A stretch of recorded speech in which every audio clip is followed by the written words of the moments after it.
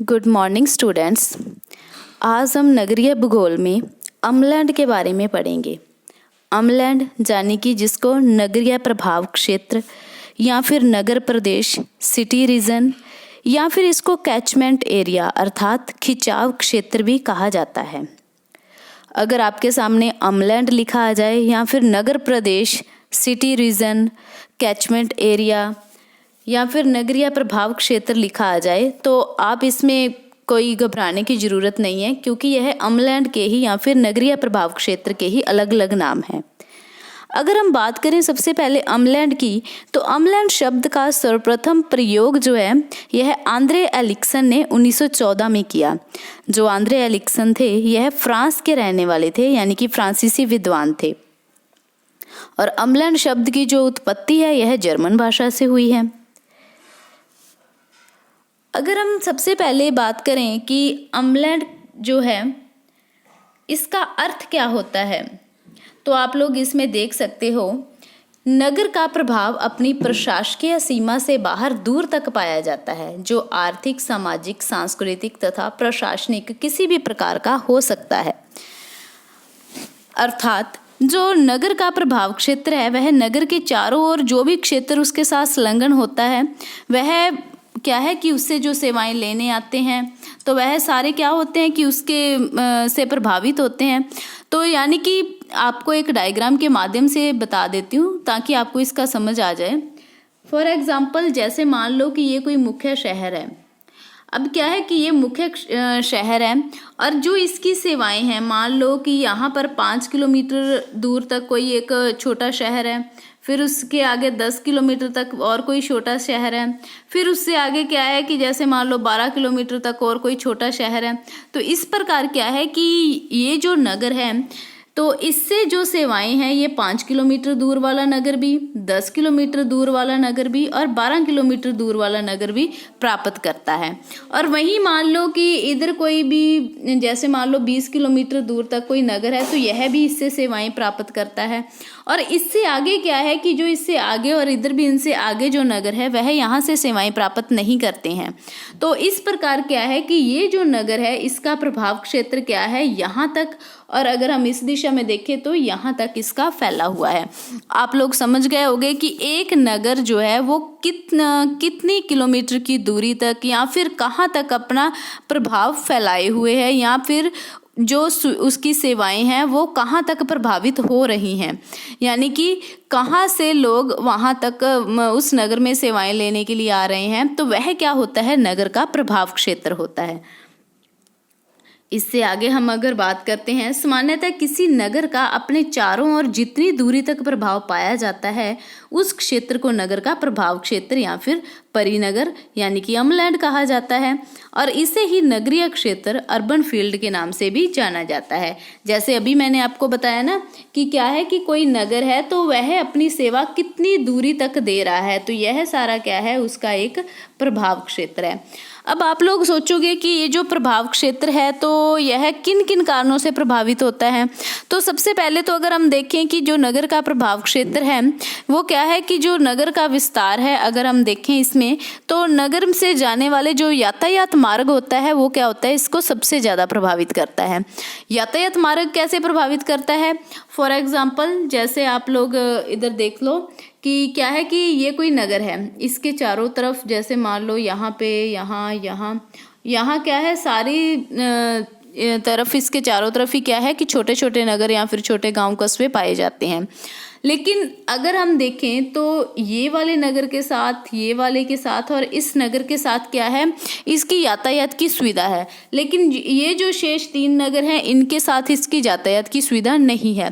तो आप लोग इसको देखोगे कि जिन नगरों में यातायात की सुविधा है, अर्थात ये वाला नगर हो गया, ये वाला नगर हो गया और ये वाला, तो यहाँ पे तो क्या होता है कि इसका जो मुख्य नगर है उसमें आवागमन बहुत अधिक होता है।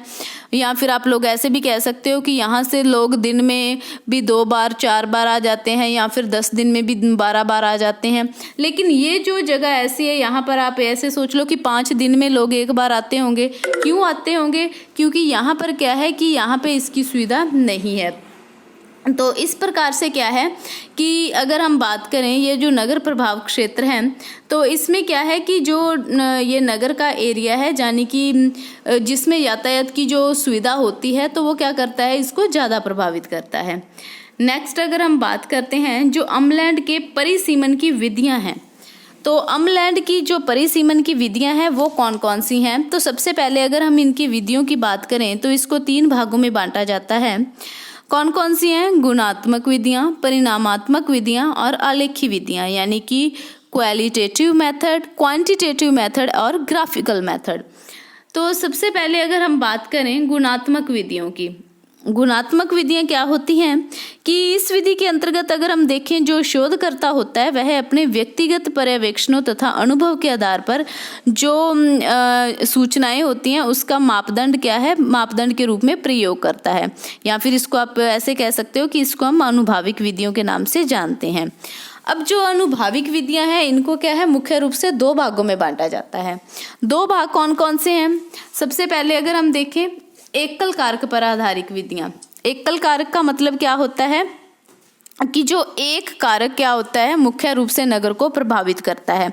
एक कारक का मतलब क्या है कि जैसे मान लो हम एग्जांपल लेते हैं अमेरिका में क्या है कि 2 अमेरिकी समाजशास्त्री पार्क और न्यूकॉम जो थे, इन्होंने 1933 में समाचार पत्रों के संचरण की मात्रा के आधार पर क्या है, नगरीय प्रभाव क्षेत्र का विवेचन किया। अगर आपको नॉर्मल लैंग्वेज में मैं समझाऊं तो इसका मतलब ये होता है कि जैसे कोई एक नगर है तो वहाँ पर मुख्य एक ऐसा कौन सा कार्य है जिसके आधार पर क्या है कि उसका जो प्रभाव क्षेत्र है वह प्रभावित हो रहा है। यानी कि जैसे नगर में बहुत सारे कार्य होते हैं, आप लोग जानते हो कि नगर में क्या है कि अलग अलग कार्य होते हैं। जैसे क्या है कि समाचार पत्रों का इसने एग्जाम्पल लिया है न्यूमांक और पार्क ने, तो उसी के आधार पर इसका सीमांकन किया है।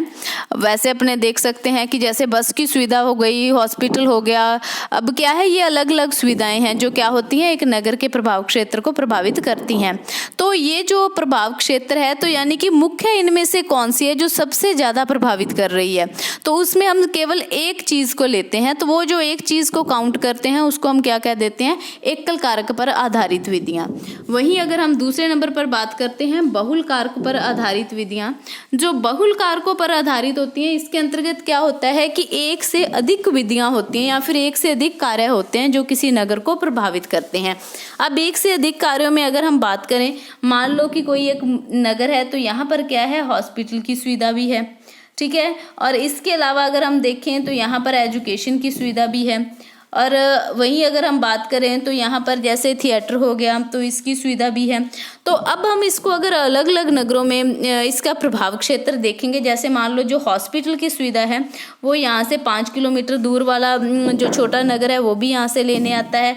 वहीं अगर हम देखें 10 किलोमीटर दूर वाला है वो भी लेने आता है। और वहीं अगर हम बात करें जो एजुकेशन की सुविधा है, एजुकेशन की सुविधा क्या है कि यहाँ से 20 किलोमीटर दूर तक वाला पर भी कोई नगर स्थित है वो भी यहाँ से क्या है, वो सुविधा लेने आ रहा है। और वहीं अगर हम थिएटर की बात करें तो थिएटर की क्या है, यहाँ से 5 किलोमीटर दूर तक वाला जो नगर है वही सुविधा लेने आ रहा है। तो इस प्रकार क्या है कि जो मतलब कितनी कितनी दूरी से कितने जो सुविधाएं हैं वो उसको लेने के लिए आ रहे हैं। तो वहीं अगर हमने इसका औसत निकालना हो तो जैसे मान लो कि जो हमने हॉस्पिटल वाला है ये सबसे ज़्यादा क्या है कि 10 किलोमीटर तक इसकी दूरी जो है वो मतलब की दूरी से लोग यहाँ पे हॉस्पिटल यानी कि चिकित्सा की सुविधा लेने के लिए आ रहे हैं। वहीं एजुकेशन की जो है तो वो 20 किलोमीटर से आ रहे हैं। और वहीं अगर हम बात करें इसमें थिएटर की तो वो 5 किलोमीटर दूर से लेने आ रहे हैं। तो इस प्रकार ये कुल मिलाकर क्या हो गया, 35 हो गया। और ये यानी कि अगर हम देखें कि ये जो कारक थे, ये कारक कितने हैं, 3 कारक है, तो अगर हम 35 को 3 से भाग देंगे तो यानी कि इसका वो क्या है, औसत निकल आएगा कि नगरी का जो औसत प्रभाव क्षेत्र है वो मुख्य रूप से कितना है। तो इस आधार पर क्या है कि एकल कारक जो होता है उसमें हम केवल एक कारक को लेकर उस नगर के प्रभाव को ज्ञात करते हैं। लेकिन बहुल कारक के अंतर्गत क्या होता है कि बहुत से कारकों को इसके अंतर्गत शामिल किया जाता है। नेक्स्ट अगर हम बात करें सेकंड नंबर की, तो वो क्या आता है, परिणामात्मक विधियां, यानी कि जो विभिन्न नगर होते हैं उनके प्रभाव क्षेत्र अम्लैंड के निर्धारण हेतु क्या होता है, गुरुत्वाकर्षण मॉडल का प्रयोग किया जाता है इसमें। जैसे मान लो सामान्य दो नगरों की जनसंख्या हो गई, उसके मध्य की दूरी हो गई, और उसके मध्य दूरी के जो स्थल की जो बिंदु होते हैं, दूरी के कारक होते हैं, उसको गणितीय या फिर क्या होता है, सांख्यिकीय सूत्रों के द्वारा प्रयोग करके इसका जो है निर्धारण किया जाता है। अगर इसमें हम बात करें परिणामात्मक विधियों में, तो सबसे पहले हम लेते हैं अंतरक्रिया मॉडल। जो अंतरक्रिया मॉडल है इसको आप देख सकते हो, इंटरेक्शन मॉडल भी कहते हैं इसको। जो इंटरेक्शन मॉडल है, अगर हम इसको देखें, इसका जो प्रतिपादन है यह H.C. कैरी ने किया है, इसको ध्यान में रखना, H.C. कैरी। तो ये जो H.C. कैरी हैं, इन्होंने क्या किया, अंतरक्रिया मॉडल यानी कि इंटरेक्शन मॉडल का प्रतिपादन किया है। इसको क्या है, गुरुत्व मॉडल यानी कि ग्रेविटी मॉडल भी कहा जाता है। अगर हम इसकी बात करें तो इसके अनुसार क्या है, किसी नगर के प्रभाव क्षेत्र का विस्तार उसकी जनसंख्या आकार के अनुक्रम अनुपात में और दूरी में व्यतुक्रमण अनुपात में पाया जाता है। अब इस चीज को आप ध्यान में रखना कि अनुक्रमण अनुपात और व्यतुक्रमण अनुपात, इसका मतलब क्या होता है, इसको हम देखो डायग्राम से ही समझा देते हैं। जैसे मान लो ये कोई नगर है, तो नगर क्या है कि इसके इधर जो है ये 5 किलोमीटर की दूरी पर मान लो कि यहाँ पर 10,000 लोग रहते हैं, और वहीं अगर हम मानते हैं कि यहाँ पर क्या है 10 किलोमीटर की दूरी पर 20,000 लोग रह रहे हैं। तो इसमें क्या है कि अगर हम देखें तो जो नगर की जनसंख्या है, जिस नगर की जनसंख्या ज़्यादा है तो वहाँ पर क्या है, उनका जो प्रभाव क्षेत्र है नगर का वो भी वहाँ पे प्रभावित ज़्यादा होता है। क्यों ज़्यादा होता है, क्योंकि यहाँ पे जनसंख्या ज़्यादा है तो यहाँ पर क्या है, ज़्यादा लोग आते हैं। ठीक है, हालांकि ये क्या होता है 10 किलोमीटर की दूरी पर है, और वहीं ये 5 किलोमीटर की दूरी पर है। 5 किलोमीटर की दूरी वाले तो और भी ज़्यादा लोग आते हैं, लेकिन यहाँ पे जनसंख्या 10,000 की है तो ये 10,000 आएंगे। और वहीं अगर हम बात करें 10,000, जैसे कि मान लो कि 5 किलोमीटर की दूरी पर अगर हम इसका 10% देखें, भी 10% लोग भी आते हैं, तो इसका मतलब क्या हो गया कि यहाँ पर अगर 10,000 लोग हैं तो यहाँ पे 100 या 1000 लोग तो आ रहे हैं। और वहीं अगर हम देखें 10 किलोमीटर की दूरी पर, तो इसका भी अगर हम 10% निकालते हैं या फिर 20% देखते हैं, क्योंकि दूरी जो होती है ना वो क्या करते हैं कि अभी इसमें कहा है ना कि दूरी के व्यतुक्रमण अनुपात में होता है, यानी कि जो दूरी होती है वो जैसे जैसे बढ़ती जाती है वहाँ पे आवागमन जो है वो प्रभावित होता है, यानी कि आने जाने की जो कह दें अगर हम सुविधा है या फिर आने जाने का जो इसमें प्रभाव क्षेत्र इससे प्रभावित होता है वो क्या होने लग जाती है, कम होने लग जाती है। यानी कि कम दूरी होगी तो आवागमन अधिक होगा, और वहीं दूरी अधिक है तो आवागमन क्या होता है, कम होने लग जाता है। तो इस प्रकार अंतरक्रिया मॉडल में जो इन्होंने बताया है कि ये जनसंख्या आकार के अनुक्रम अनुपात में और दूरी के क्या होता है, व्यतुक्रमण अनुपात में होता है। यानी कि जो दूरी कम है वहाँ पर अगर जनसंख्या कम भी है तो भी वह ज़्यादा आती है, लेकिन अगर दूरी अधिक है तो वहाँ पे जनसंख्या अधिक होने के बावजूद भी वहाँ पे क्या होती है, कम जनसंख्या क्या करती है, यहाँ पे आवागमन करती है। वहीं इसके लिए उन्होंने एक सूत्र का भी प्रयोग किया है। अगर हम सूत्र को देखें तो इसमें लिखते हैं P1 P2 बटा में लगा देते हैं D, यानी कि P1 होता है बड़े नगर की जनसंख्या और P2 होता है छोटे नगर की जनसंख्या। तो इन दोनों के बटा में जो लगाया है D का मतलब होता है दूरी, डिस्टेंस। तो इस आधार पर क्या है, इन्होंने इस फॉर्मूले के आधार पर अपने इस जो विधि है उसका मॉडल का प्रतिपादन किया है। नेक्स्ट अगर हम बात करें सेकंड नंबर पर, तो सेकंड नंबर पे आता है फुटकर गुरुत्वाकर्षण का नियम। जो फुटकर गुरुत्वाकर्षण है यानी कि लॉ ऑफ रिटेल ग्रेविटेशंस, तो इसका जो प्रतिपादन है यह जे रैली ने किया है। तो इसको आप ध्यान में रखना, इसका प्रतिपादन रैली महोदय ने किया है। जो रैली ने इसका प्रतिपादन किया है फुटकर गुरुत्वाकर्षण के नियम का, तो इसमें क्या है कि यह भी गुरुत्वाकर्षण सिद्धांत पर आधारित है, तो इसलिए इसको गुरुत्वाकर्षण का नियम भी कहा जाता है। अगर इसकी बात करें तो इसमें क्या होता है कि इनमें जो नियम के अनुसार सामान्य दशाओं में दो नगर अपने मध्यवर्ती स्थान से फुटकर व्यापार को अपनी जनसंख्या के अनुक्रम अनुपात में तथा दोनों नगरों से मध्यवर्ती स्थान के मध्य की दूरी के वर्ग के व्यतुक्रमण अनुपात में आकर्षित करते हैं। यानी कि क्या होता है कि जो जनसंख्या है बात तो वही आ रही है कि अगर जो दो नगरों के मध्य जो जनसंख्या है, जनसंख्या क्या होगा कि वहां पे अनुक्रम अनुपात होगा दोनों नगरों में, लेकिन जो दूरी है तो दूरी के अनुसार वहां पर जो आवागमन है वो क्या होगा, व्यतुक्रमण अनुपात में होगा। तो इसके लिए भी क्या है, इन्होंने एक फॉर्मूले का प्रयोग किया है। अगर हम इसके फॉर्मूले को देखते हैं तो इसमें आप लोग देख सकते हो कि इसमें लिखते हैं PA बटा में क्या लिख देते हैं, PB, और वहीं इसके साथ जो फॉर्मूला है उसमें लिख देते हैं DB बटा में क्या लिखेंगे, DA। तो इसका क्या कर देते हैं, वो वर्ग लगाते हैं। तो इस आधार पर क्या है, उन्होंने अपने फॉर्मूले के आधार पर फुटकर गुरुत्वाकर्षण के नियम का प्रतिपादन किया है। वहीं अगर हम तीसरा देखते हैं इसमें मॉडल, तो तीसरे में लिखते हैं विभाजक बिंदु मॉडल। विभाजक बिंदु जो मॉडल है इसमें क्या है कि अगर हम इसका प्रतिपादन देखें तो इसका प्रतिपादन PD कन्वर्स ने किया है, PD कन्वर्स। तो ये जो PD कन्वर्स महोदय हैं इन्होंने इसका प्रतिपादन किया है। इसमें अगर हम देखें विभाजक बिंदु से तात्पर्य उस बिंदु या स्थान से है जिसमें क्या होता है, एक नगर का प्रभुत्व पाया जाता है और उसके आगे जो दूसरा नगर का प्रभुत्व है वहां जो उसके आगे दूसरे नगर का प्रभुत्व बढ़ने लगता है। तो दो नगरों के मध्य जो विभाजक बिंदु की स्थिति को निर्धारण करने की एक सरल विधि है, इसका प्रतिपादन इन्होंने किया है। तो इसमें क्या होता है कि जैसे मान लो कि जो दो नगरों के मध्य जो विभाजक बिंदु है, यानी कि क्या होता है कि जैसे कोई नगर है, ये मुख्य नगर है, तो इसके प्रभाव क्षेत्र की बात हो रही थी। मान लो कि इसका 25 किलोमीटर तक इसका प्रभाव है, लेकिन जैसे ही 26 किलोमीटर आगे शुरू होता है तो वहां पर क्या है कि इस नगर का प्रभाव जो है वो खत्म हो जाता है। इससे आगे जो किसी और नगर का प्रभाव है वो यहाँ से शुरू हो जाता है। अगर मैं आपको वैसे नॉर्मल लैंग्वेज में कहूँ तो इसका मतलब ये भी हो सकता है कि जैसे मान लो इस नगर में कोई अखबार है वो छपती है जो, तो वो 25 किलोमीटर की दूरी पर क्या है वही अखबार बिकती है। लेकिन क्या होता है कि जैसे ही 25 किलोमीटर से आगे बढ़ते हैं तो वो क्या है कि वहां पर ये वाली अखबार न लेकर जो वहां लोग रहते हैं वो कोई और अखबार ले रहे हैं।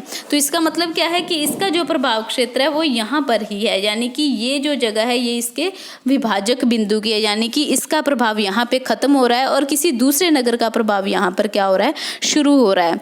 तो इसका मतलब क्या होता है कि विभाजक बिंदु मॉडल, यानी कि जो एक नगर है उसका प्रभाव जिस एरिया तक है उसमें इसको काउंट किया जाता है, और वहीं जो दूसरे नगर का प्रभाव यहाँ से शुरू हो जाता है, जैसे मान लो इसके आगे दूसरा पत्ता अखबार का शुरू हो गया तो उसको अपने क्या बोल देते हैं कि ये एक विभाजक बिंदु मॉडल है, विभाजक बिंदु है।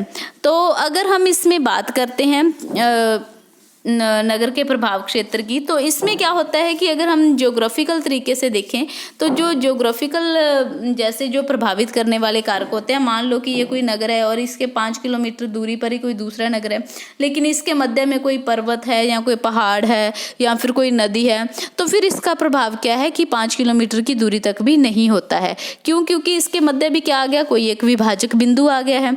ठीक है ना, जैसे कोई पर्वत आ गया, कोई पठार आ गया, अगर मान लो 5 किलोमीटर के मध्य तक के में भी यहाँ पे कोई मध्य में विभाजक बिंदु आ रहा है तो इसका प्रभाव क्षेत्र दूसरी छोटे नगर पर या लघु नगर पर नहीं पड़ता है। तो इस प्रकार क्या है कि ये कोई जो भौगोलिक कारक हैं ये भी नगर के प्रभाव क्षेत्र को क्या करते हैं, प्रभावित करते हैं। नेक्स्ट अगर हम बात करें तीसरी प्रकार की, तो वो क्या है, आलेखी विधि है। आलेखी विधि में हम सबसे पहले बात करते हैं थीसेन बहुभुज विधि की। जो थीसेन बहुभुज विधि है इसमें क्या है कि किसी नगर के प्रभाव क्षेत्र को निर्धारण करने के लिए अगर सैद्धांतिक या मात्रात्मक विधियां देखें तो उसमें थीसेन बहुविधि क्या है, बहुत ही उपयोगी है। इसका प्रतिपादन भी थीसेन ने किया था। और अगर हम देखें इसके प्रयोग की, तो इसका प्रयोग जो है वो बोग ने किया था, बोग। ठीक है ना, ये जो बोग थे इन्होंने इसका प्रयोग किया था। इसके प्रयोग में अगर देखें तो बोग ने 1949 में संयुक्त राज्य जो अमेरिका है उसके 67 महानगरीय केंद्रों के प्रभाव प्रदेशों के सीमांकन हेतु इसका प्रयोग किया था। तो इस प्रकार से क्या है, ये थीसेन बहुभुज विधि है। वैसे तो थीसेन ने इसका प्रतिपादन किया है, लेकिन प्रयोग पूछ ले तो वो बोग महोदय ने किया है। वहीं इसके बाद अगर हम सेकंड विधि की बात करते हैं, आलेखीय सिद्धांतों पर आधारित जो विधि है, इसको क्या है कि पीटर हैगेट ने नगरीय प्रदेशों के निर्धारण के लिए इस विधि को बहुत अधिक महत्वपूर्ण माना है। आलेखी विधि का प्रतिपादन देखें तो हरारी और नॉर्मन ने किया है। इनके बहुत बार ये क्वेश्चन पुट हो जाते हैं कि इसका प्रयोग सबसे पहले किसने किया है, हरारी और किसका नाम आता है, नॉर्मैन का। तो जो हरारी और नॉर्मैन है इन्होंने इसका प्रतिपादन किया है। अगर हम इसमें देखें तो इस सिद्धांत का उपयोग करते हुए जो डेसी महोदय थे उन्होंने 1961 में जो वंशी गठन राज्य था और उसके समीपवर्ती के जो 40 नगर थे उनकी लंबी दूरी के लिए टेलीफोन जो ट्रैफिक प्रभाव का आंकड़ा था उसके आधार पर इन्होंने 40x40 मैट्रिक्स को निर्मित किया था।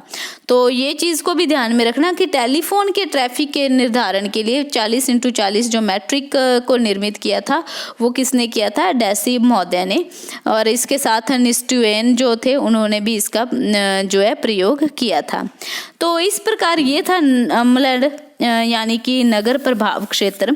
तो आप इसका मतलब समझ गए होंगे कि नगर प्रभाव क्षेत्र क्या होता है कि कोई भी जो नगर है वह किन चीज़ों से प्रभावित हो रहा है या फिर उसका प्रभाव कहाँ तक फैला हुआ है और कौन सा ऐसा कारक है जो उसके प्रभाव को खत्म कर रहा है या फिर उसके प्रभाव को वहाँ रोक रहा है। तो वो क्या हो जाता है कि जैसे मान लो अभी मैंने आपको कहा ना कि जैसे कोई भौगोलिक कारक आ गया, मान लो कोई पर्वत पठार आ गया, तो वह क्या कर रहा है कि नगर के प्रभाव क्षेत्र को वही मतलब कि उसके आगे उस नगर का प्रभाव क्षेत्र नहीं फैल सकता, वो उसके मार्ग में क्या बन गया है, एक विभाजक बिंदु का कार्य बन जाता है।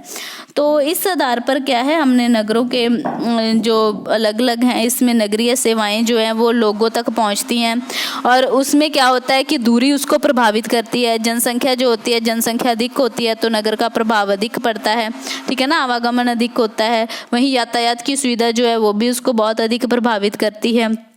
और अगर हम देखें कि नगर का जो सर्वाधिक प्रभाव होता है वो नगर के केंद्र के समीपवर्ती क्षेत्र पर ज़्यादा होता है, ठीक है ना, कि जैसे मान लो कोई नगर का केंद्र है, नगर के आसपास वाला जो एरिया है वहाँ पर क्या होता है, इसका प्रभाव ज़्यादा होता है और जैसे जैसे इसकी दूरी बढ़ती जाती है तो नगर का प्रभाव क्षेत्र क्या होने लगता है, कम होने लगता है।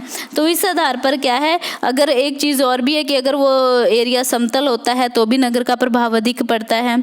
और इसके अलावा अगर देखें तो जो कोई नगर ऐसा है जो सुविधा अधिक दे रहा है, यानी कि वहाँ पे फैसिलिटीज़ ज़्यादा हैं, तो उसका प्रभाव क्षेत्र उतना ही अधिक होगा, क्योंकि जिसमें जितनी सुविधा होगी लोग उसके उतनी दूर से वहाँ उस चीज़ को लेने के लिए आएंगे।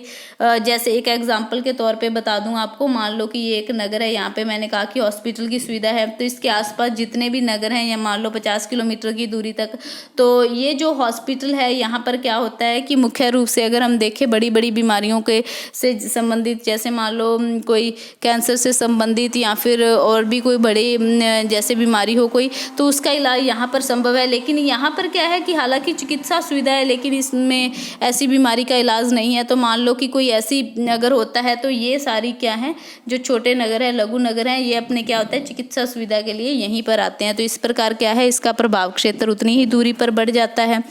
तो वहीं इसके साथ अगर हम देखें तो इसमें क्या होता है कि एक चीज़ और ध्यान में देखने वाली है कि अगर हम देखें जो नगर का प्रभाव क्षेत्र है कि वो हर समय यही रहता है, तो ये चीज़ नहीं होगी, क्योंकि ये समय के साथ क्या होता है, परिवर्तनशील होता है। समय के साथ परिवर्तनशील कैसे होता है, जैसे मान लो कि ये जो बड़ा नगर था इसमें एजुकेशन की सुविधा थी, तो इसके आसपास जैसे मान लो ये 5 किलोमीटर दूर वाला या 10 किलोमीटर दूर वाला, यहाँ से मान लो और 20 किलोमीटर की दूरी पर जो नगर थे वो सारे के सारे क्या थे, एजुकेशन के लिए यहीं पे आते थे। लेकिन वर्तमान समय में मान लो कि यहाँ पे कोई एक विश्वविद्यालय खुल जाए या फिर कोई यूनिवर्सिटी स्थापित हो जाए, तो अब वो क्या है कि ये जो 20 किलोमीटर से लोग दूर इतने यहाँ पर जा रहे थे, जैसे यहाँ से जहाँ जा रहे थे, अब वो यहाँ पर न जाके क्या होगा, जो पास में इसके स्कूल या कॉलेज कोई यूनिवर्सिटी स्थापित हो जाती है, तो ये क्या होता है कि यहाँ पर जाने शुरू हो जाते हैं। और वहीं ये जो 10 किलोमीटर वाले थे, मान लो ये यहाँ से 7 किलोमीटर या 5 किलोमीटर की दूरी पर पड़ रहा है, तो ये वाले भी क्या होंगे कि यहाँ पर जाना शुरू हो जाएंगे। तो इस प्रकार क्या है कि ये जो नगर का प्रभाव क्षेत्र है ये परिवर्तनशील होता है, यानी कि समय के साथ साथ यह परिवर्तित होता रहता है। तो आज हमने जो क्या है कि नगर का प्रभाव क्षेत्र या फिर अम्लैंड के बारे में जाना है। तो अम्लैंड का मतलब आप लोग समझ गए होंगे कि इसमें क्या होता है कि नगर के प्रभाव क्षेत्र को काउंट किया जाता है कि कोई नगर है तो उसका प्रभाव क्षेत्र कहाँ तक फैला हुआ है, और इसको निर्धारण करने की विधियों के बारे में भी आपको बता दिया है, और जो इसको कारक मुख्य रूप से प्रभावित करते हैं उसके बारे में भी हमने चर्चा कर ली है। तो आई होप कि आपको अम्लैंड के बारे में सारा पता चल गया होगा। Thank you.